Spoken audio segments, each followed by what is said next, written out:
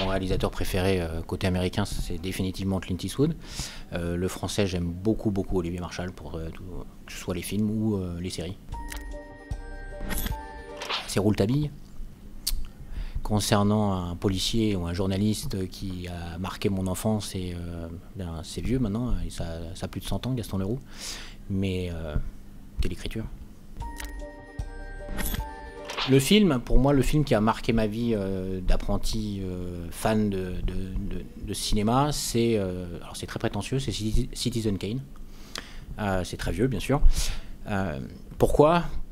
Parce qu'à chaque fois que je le re-regarde, je découvre un nouveau plan, quelque chose qui m'avait encore échappé alors qu'il a tout inventé sur un seul film. C'est quand même assez incroyable qu'il y ait un avant, après, un seul film. Il y a beaucoup de réalisateurs après qui se sont servis de tous les éléments d'Orson Welles. Donc voilà, ça c'est vraiment ce qui a marqué et bercé mon adolescence. Ensuite, après, il y a tellement de films. Il y a un film qui m'a énormément marqué avec Sam Shepard qui est disparu cet été, et Julie Delpy. C'est un film de 87 ou 88 qui s'appelle The Voyager. Je ne sais pas s'il est très connu en France. Ça vient d'un roman de Max Frisch, Home of Faber.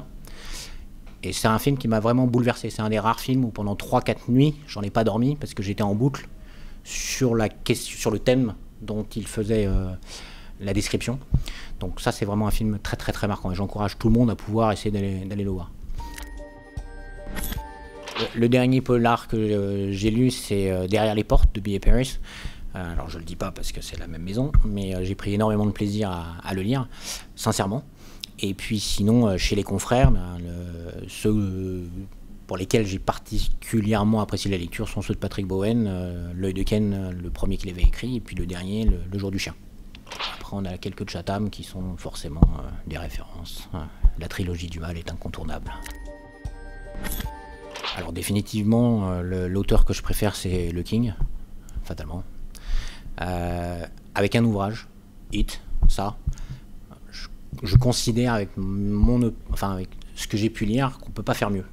La description du monstre tel qu'il l'aborde, tel qu'il le met en place, alors c'est parfait pour un livre, j'arrive pas à comprendre qu'on puisse en faire un film, puisque le thème qu'il aborde est techniquement impossible à mettre en place.